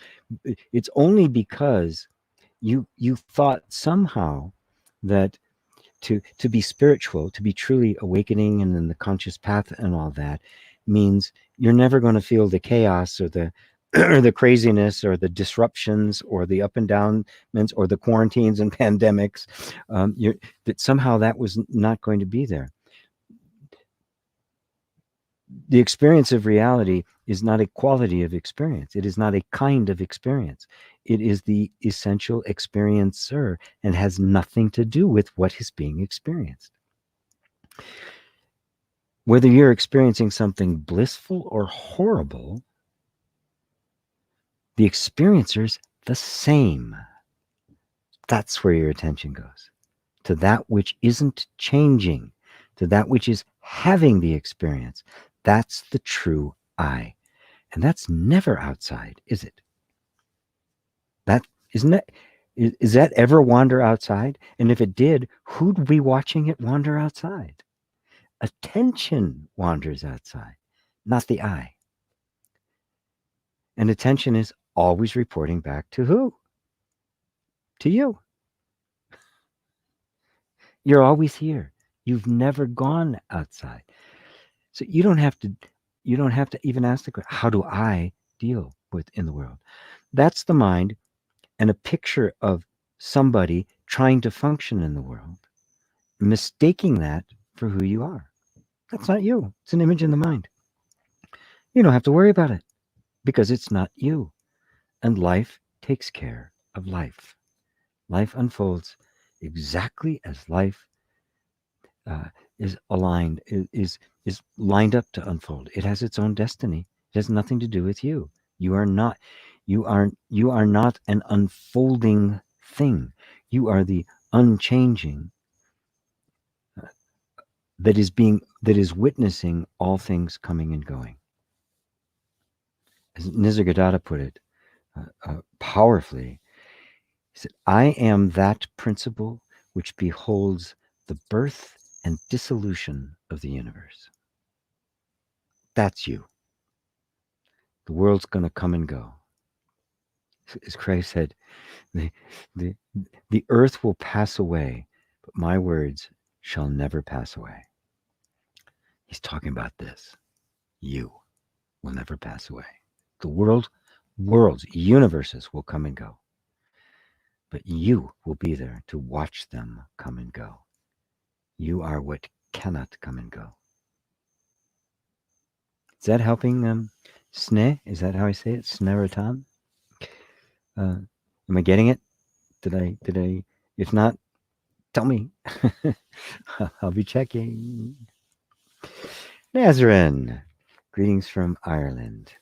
And now I know who your boyfriend is. I didn't know you guys. That's wonderful. I see you here, and I see David's wonderful. Makes my heart sing. So glad to have you. Zenzmita, thank you for a great answer. You're very welcome. Very, very welcome. Ava, EFT course. Gee, will you transfer EFT course to Thinkific from MHI? All of them. And I have about 10 of, I think I'm up. Yeah, I think there's about 11 different courses. And I'm going to make different bundles of them available. Some of them will be free. Some of them will be very inexpensive. And then I will have a training course to actually train people how to do it the way I do it at a level where they'd be able to do it for others. It's kind of my way of easing back into doing an inner reconciliation coach training. So yes, they're all there. They haven't been published yet. That's what I've been doing all week long. And unfortunately, where I live, I don't have the great internet connection that I used to have. So uploading videos is a bit of a problem.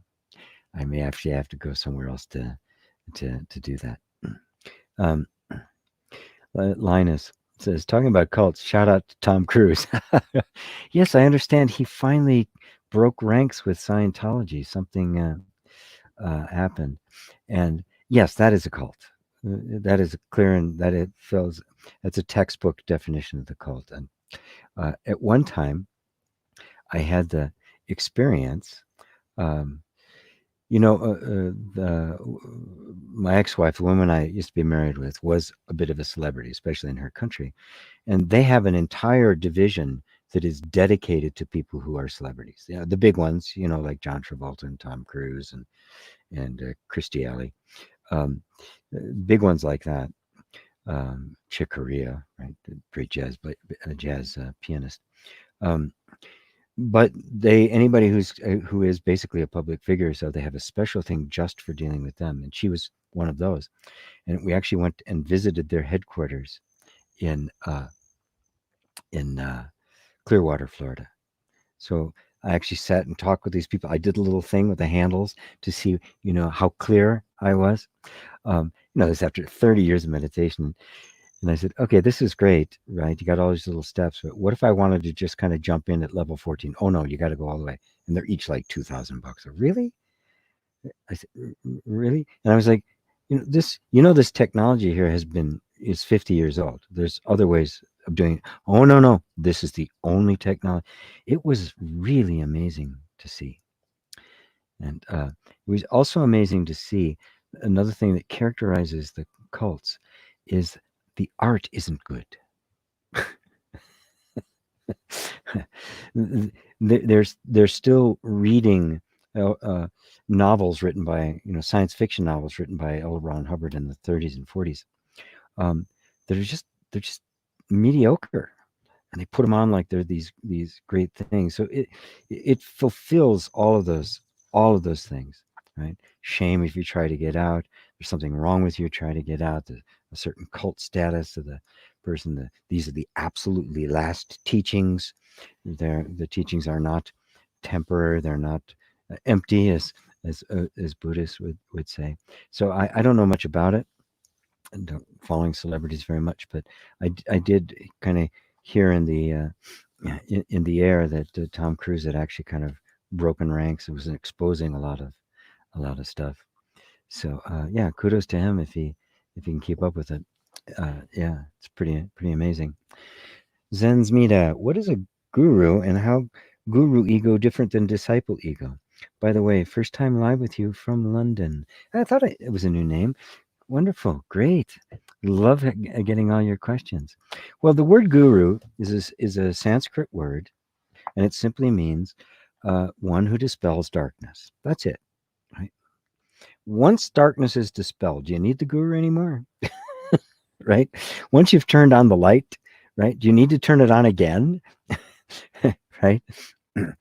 So if it is a real guru, there is no ego. That's what characterizes a guru or a sage. It is not a guru. It is not somebody with wisdom. It is the wisdom, the pure wisdom of beingness made manifest in a form perceivable by those who are seeking the light. Simple as that. So there is no ego guru. If you detect ego in a guru, run, don't walk away.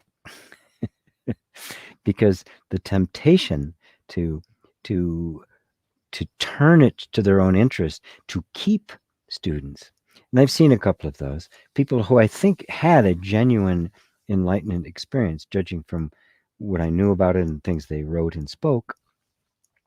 One in particular just became a tyrant on retreats, and then people would want to leave, and he'd humiliate them in front of others and stuff. That's not a guru, right? And there can be people who can help with wisdom, that there's still some sense of ego left. There's still some residual, but it doesn't dominate anymore. It's not calling the shots. There's a clear sense of of of of honoring, never diminish, never try to take advantage of someone, never try to seduce someone, never take advantage of their position. They are completely and totally dedicated to your awakening. And the disciple ego is, it's not really the ego. The ego does not want this. Okay. So it is the guru in you that has, to at least a certain extent, transcended the ego, that seeks a guru and recognizes the guru when it finds it. It's actually the guru in you. It's always the guru in you. It is always the inner voice leading you.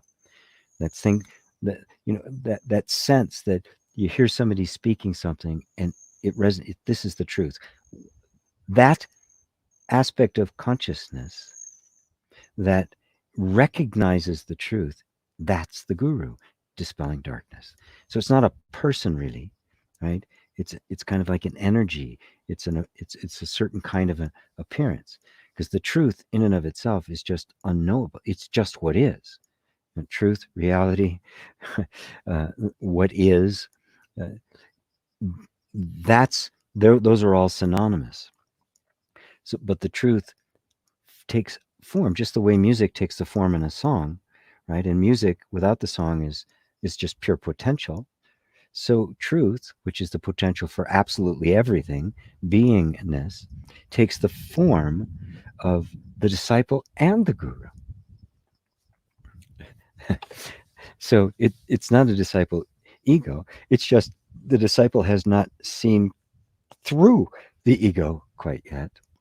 The disciple is actually the guru. The guru is the seed gets planted, and a little, it germinates under the surface where you might not even know it's there, and then a little shoot, little green shoot pops up, right? That's the disciple. But what's the seed?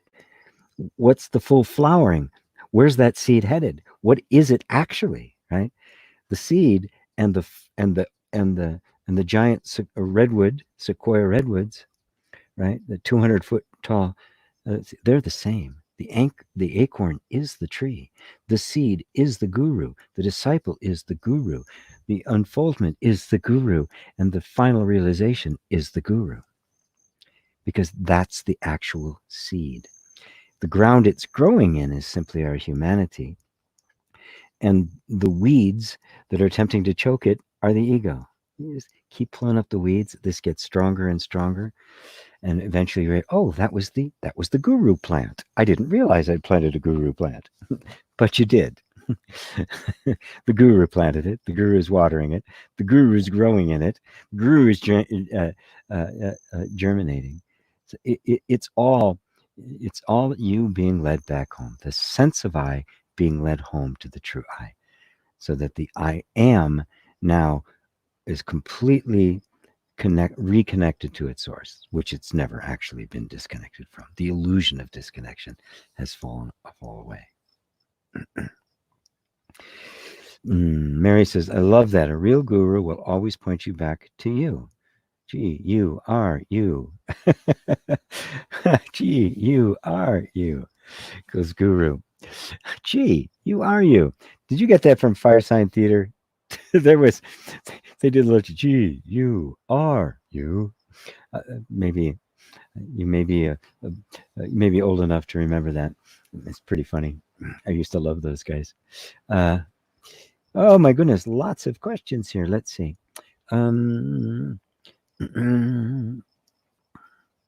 So I hope that does it for you. Zenmita.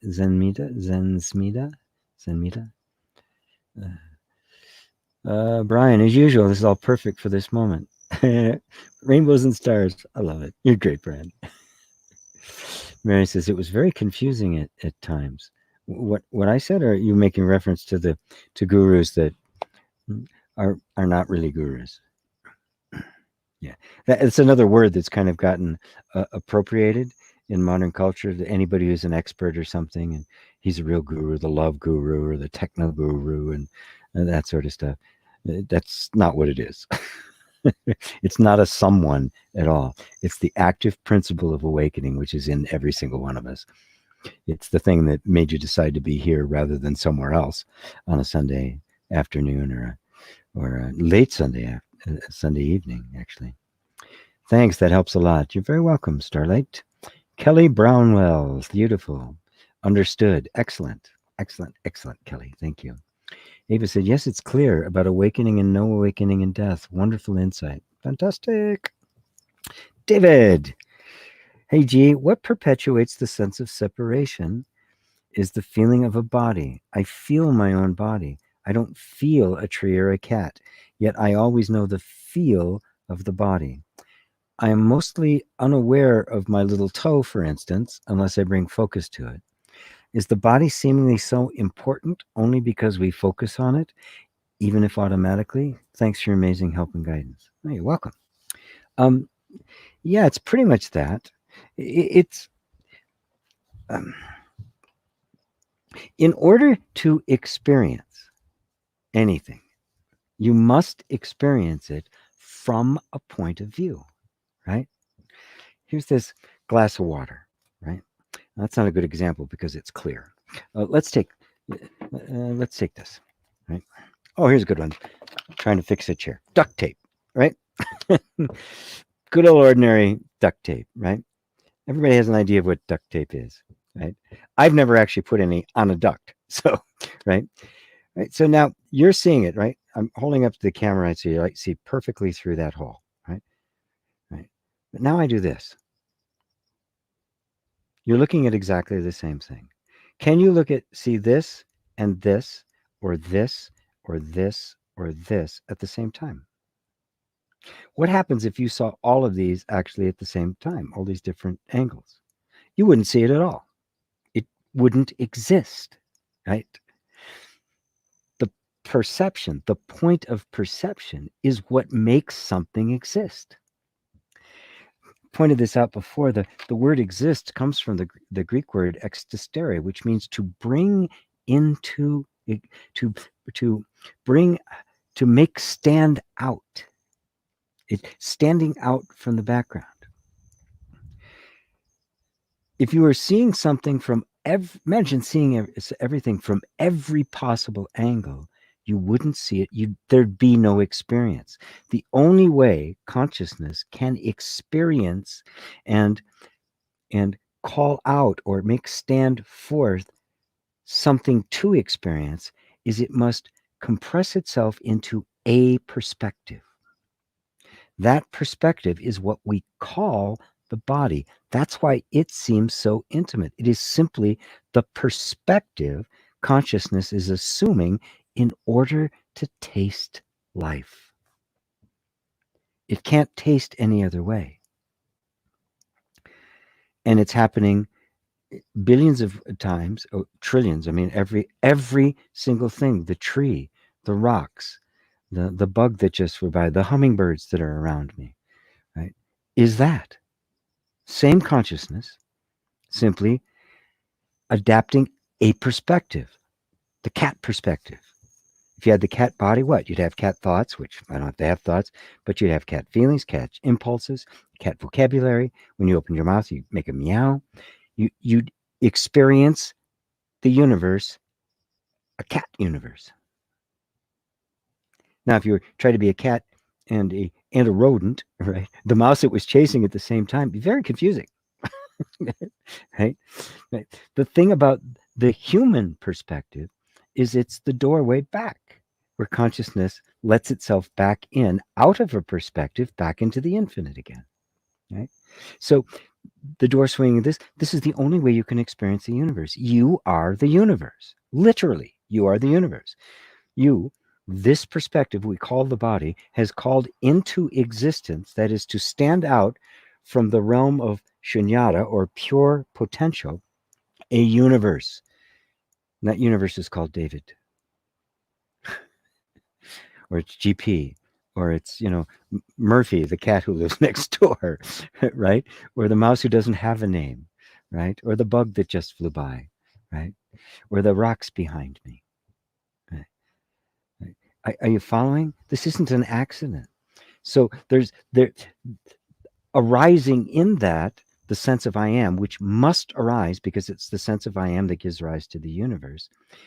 It gives rise to a form, a perspective, a point of perception.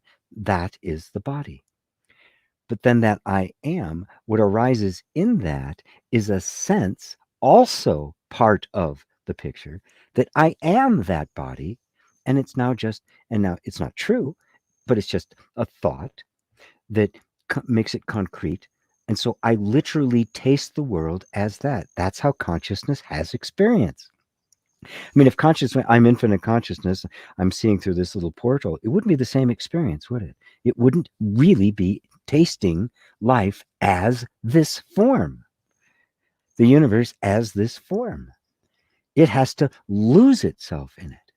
Right? If you ever driven a really fast car, kayaks are like that too. kayaks, the small one-person kayak, the way you sit in, you become the kayak. Great musicians become their instrument. In the moment it's playing, they are that, right? Completely lost in it. Well, consciousness loses itself in this form and thus experiences. If it doesn't really experience.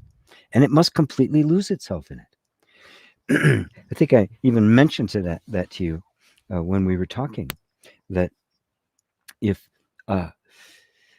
you go out, whatever you like to do with your friends, whether it be play sports or go shopping or sit around and talk, or you know or wine tastings, whatever you want to do, right? Competitive sports are an interesting way to do it, because when you're competing in a sport, you're totally into it, right? You could be playing with your best friend. Your best friend could be on the other team, but you'd kill him to win, right? When you're in that game, you're in that game, right? You don't come into that game, oh, it's just a game. Just kind of kick the ball. No, you're there. You're 100% there. Right? And then when the game's over, oh, you're in the pub. You have you have a couple of a pint or two of bitters, and you talk about your friends. It would not have been the same experience if you weren't all in, right? So I have to make this point. This is how consciousness experiences, and that and built into it is the mechanism for consciousness to come back to its senses. Right? Because time for another experience. Every experience runs its course. It wears out. It stops being interesting. And the interest now becomes, oh, wow, wait a minute, what about me? And now the most beautiful thing happens. Consciousness gets to rediscover itself yet again. Does this keep happening? I don't know. That is beyond where I've been able to see. This idea of no more births and things like that. I don't know.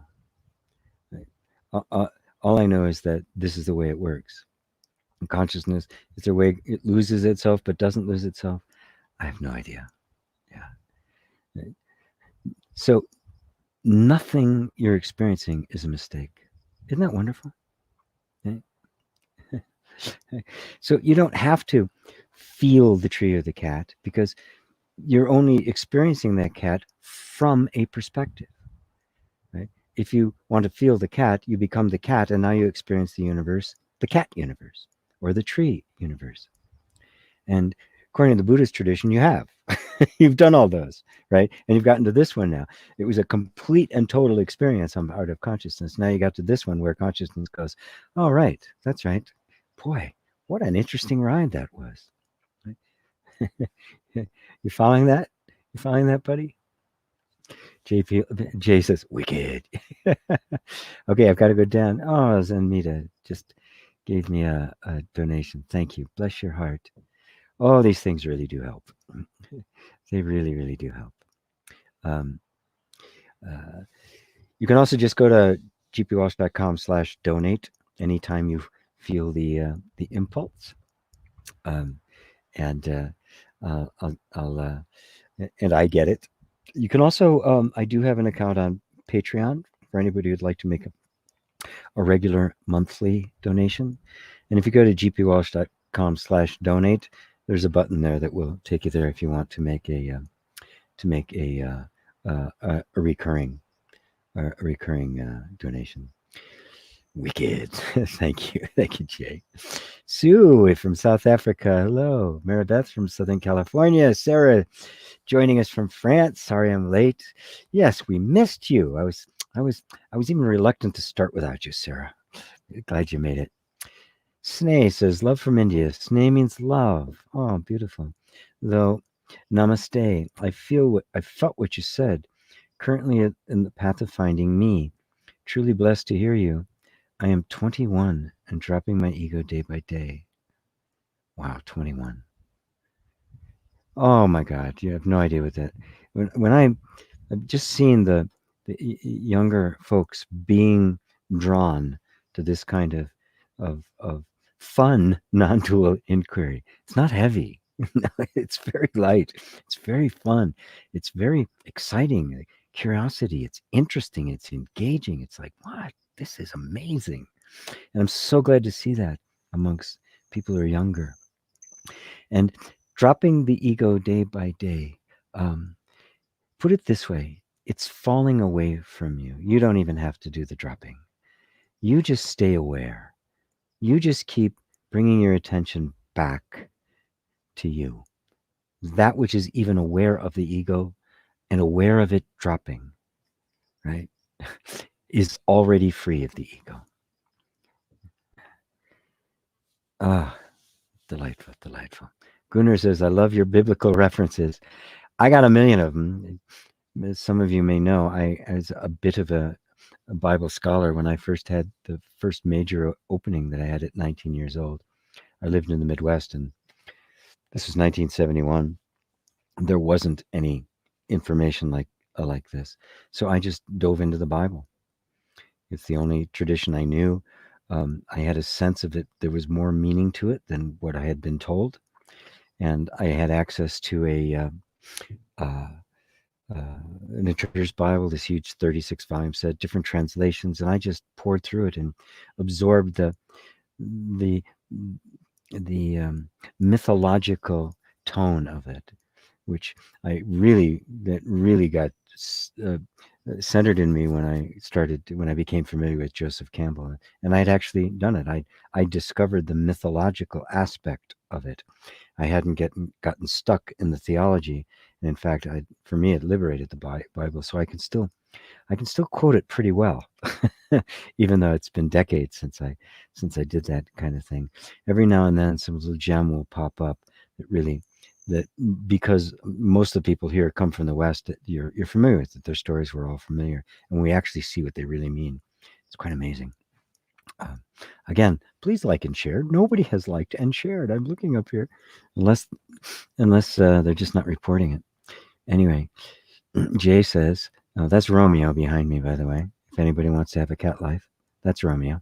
I'm a huge Japanese anime fan. It's amazing stuff. And I just finished watching Hunter x Hunter, or 100 times Hunter. In the last episode, human, which was reborn as a chimera ant, was having this spiritual confession. He was trying to end the cycle of his action, and now he thinks the ego is a glitch between life and death of the body. Oh, amazing. Wow. Yeah. Anime is amazing. A lot of Japanese and Chinese animation as well. I got familiar with it because my granddaughter is half Chinese. Her mother's from Hong Kong. And so I watched, with her, I watched a lot of animated stuff in Cantonese because she speaks Cantonese. My 3-year-old granddaughter speaks Cantonese. And I also watched all of the Frozen episodes, all the Frozen movies, 100 times in Cantonese. So I know every song. Mary Sykes says, teacher, is that not the same with many gurus? Yeah, you can use them interchangeably.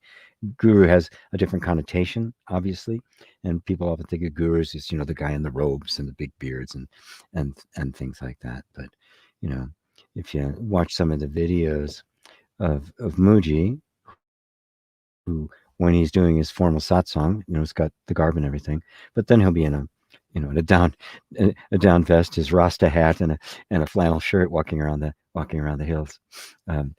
So teacher, guru, it ends up being the same. Dave Rose, I love the Fireside Theater. Yes, and that was so amazing. They were so clever, so ahead of their time. Yeah, great stuff. I think I heard recently, about a year ago, one of them finally died. One of the members of Monty Python died. Everything. Don't crush that dwarf. Hand me the pliers. Yes, waiting for the electrician or someone like him. Mary says, my original post before that was not highlighted. I will post it again. Love the satsang. Thank you. You're very welcome. Mary says, I had a teacher some time ago that when I or other students asked questions from my own experience, the teacher had a way of not meeting the student where the student was. The teacher was trying to get us students to meet where the teacher was, It became confusing and times a bit too much. Yes, that's not teaching. That's not teaching. No, no, that's not teaching. Yeah, that's exactly the opposite. Um, and you'll notice that Abraham Hicks, if you've watched any of the law of attraction stuff with Esther Hicks and the whole Abraham thing, he does that all the time. Pattern interrupt, just grabs control of the conversation, does not meet the student where they are. It's always a demand for them to come there. Yeah, so it's an interesting thing, and I actually like it. It has a lot of good things to say. I'm not. It's not. That's not an abject criticism. It's just an observation, right? That that it's kind of a technique, right? To kind of grab control of the conversation, so it makes the person feel as if they got something, even when they didn't. It's actually kind of, there's a little trick there. Anyway, thank you for all these deep insights today, my great master. Love you and all these great experiences being in communion with love and wisdom. You're welcome, Eva. Brenzo, too. Yeah, I think you're new, too. Was spontaneously given these same insights on an acid trip 4 years ago. I love the insights. Very grateful for all videos posted and hope to donate once I have a little more money. Thank you very much. Just your just your love of it, sharing it is it help to hear that helps keep me going. And yes, plant medicine and even the artificial plant medicine like LSD does have an effect. Yeah, it does have can open one up. Can't take you all the way, but it does open all you up. Jay says, you're welcome, G. These donations are meaningful compared to anything else in the world. Thank you.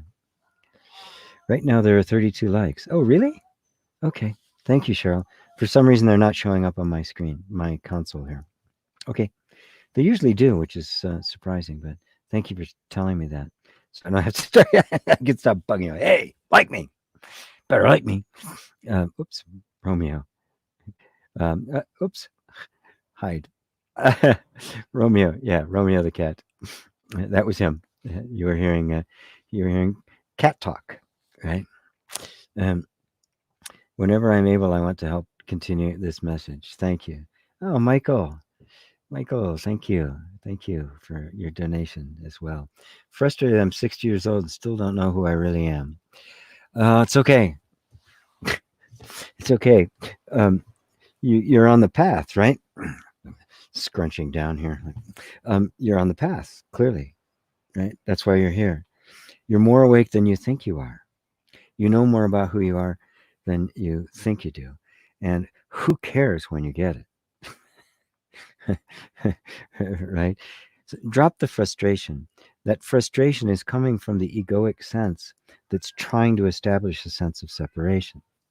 Right? Who's aware of the frustration? Notice the awareness of the frustration and let your attention go there. That's who you are. That consciousness that is aware of my words, the frustration, the likes, right? The donation, everything. That which is aware of it. That's who you really are. It's that simple. Don't let the mind tell you it's this big thing, this big deal, dancing girls and Red Sea parting and all of that. It's nothing to do with that. It's, oh, I'm the one aware of it all. That's me. That's it. That's you. I keep bringing back to the same place. It's so funny. I quote the Zen master. I've spent my whole life standing by a river selling water. He said, selling water, standing by a river. So don't even believe that statement. I don't know who I am. Who's that I that doesn't know who I am? And who's aware of that statement? I don't know who I am. The one that's aware of that statement is who you are. And you've never been anything else. Send me 47 likes now. Thank you, guys. Thank you, guys. Oh, it just showed up. It just showed up. Boom. It wasn't there before. Yay. Little delay. David say, thanks, G. When you describe what you describe seems more authentic. It honors the experience as lived. Yes, yes, yes.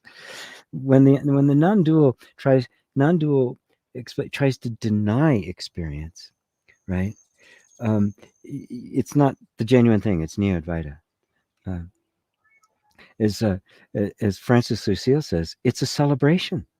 Life becomes a celebration, right? Um, Rupert Spira does not do silent retreats because he wants life to happen, right? When people are meeting outside, having conversations, having dinner together, it's celebrating. We're celebrating this, right? Especially, as you're waking. This is coming. This phase is coming to an end. Let's celebrate. Let's do the happy dance. I guess my ego is trying to grasp something unattainable. Yeah, it can't grasp the unattainable. You are what's unattainable. You're right, and it's unattainable because you don't have to attain it. You're it. There's nothing to attain. And so, yes, that explanation takes it and makes this matter. Not absolutely, but it's the celebration of the recognition of who you are and that everyone else is that. And now this becomes holy. Heaven comes down to earth. The water is made wine. Samsara and nirvana are one, right? God and man, one. The word is made flesh.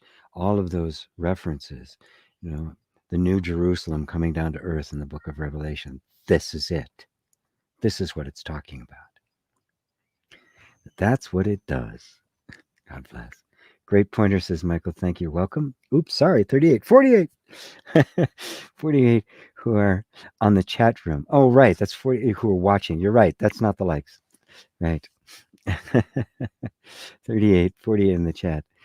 GP, I was curious when Muji says you don't need a purpose. What does that mean? Thank you, GP. Right. He's referring to this. You don't need a purpose to be. Purposes are transient. They come and go, right? Right now, my purpose is to be here with you. What happens, right? When this is done, and it'll end in just a few moments. No more questions, please. Right? Because it's time for me to move on. What happens then? Well, I'm going to have some time with a close friend of mine. And then I'm going to make some dinner and maybe listen to some things. I may do a little bit of work on it. And that will be my purpose, right? My purpose will then to be with my friend, right? And then my purpose will be to make dinner. And then my purpose might be to just stand out here and stare at the sky for a bit, right? So that purpose comes and goes. But people, what's my life purpose? What's my life purpose? Your life purpose is to live, to experience life fully, right? You could say it's to wake up, right? If everything gets focused in that direction. So when he says you don't need a purpose, you don't need a purpose to live. Life doesn't have a purpose. It just lives, right? Life isn't headed somewhere, right? We think of the purpose as something kind of impelled from the outside and this mission I have to fulfill. That's purely external. When something is innate, just arising from within you, it is purposeless. It is just life, right? And that can manifest as purpose here, purpose there, coming and going, like doing this. But you see that it's just part of the flow of life. So, does Romeo enjoy watching the hummingbirds? I have seen him doing it. Most of the time, he doesn't pay any attention. There's so many around here now. He's kind of gotten used to him, and he. So he isn't paying any attention anymore. Your cat is sorry. It's not my cat. He belongs to the woman who owns this place, from whom I'm renting the space. So she gets to feed him. I just get to hang out with him on occasion. All right, that's it for today, folks. Thank you so much. You guys are so wonderful. I'm so happy to see new people arrive with really great, deep questions. Young people arriving with wonderful questions. That somebody at 21 can even be aware that such a thing as the ego dropping away is pretty fantastic. Yeah. And just let it happen. It will unfold naturally. Don't try to force these things. Just keep looking. Just keep looking at what is doing the looking. right? The act of trying to see that which is doing the looking, which of course you cannot do, right, is what just melts away decades of old habits and patterns and mistakes and illusions. The attempt to see what can't be seen, simply hold your attention there until the whole thing just explodes in the simple recognition, oh, it's me. Not some distant, special, super duper consciousness, extraordinary God thing. Oh, it's me. Just me. So, thank you, everyone. Thank you, thank you, thank you. Thank you, thank you, thank you. So good to be with you. And keep watching. I keep doing my meditations. I don't do them every single day, but when I do, they're usually about 10 o'clock Mountain Time, noon on the East Coast. And I'm going to be doing a special little event with a very good friend of mine, all about about anxiety and stuff. It's not going to be non-dual. It's going to be more about EFT. He's a marvelous hypnotherapy therapist, and so we're just going to be giving out tools and tips and ways for people to deal with anxiety. That's where the focus is going to be.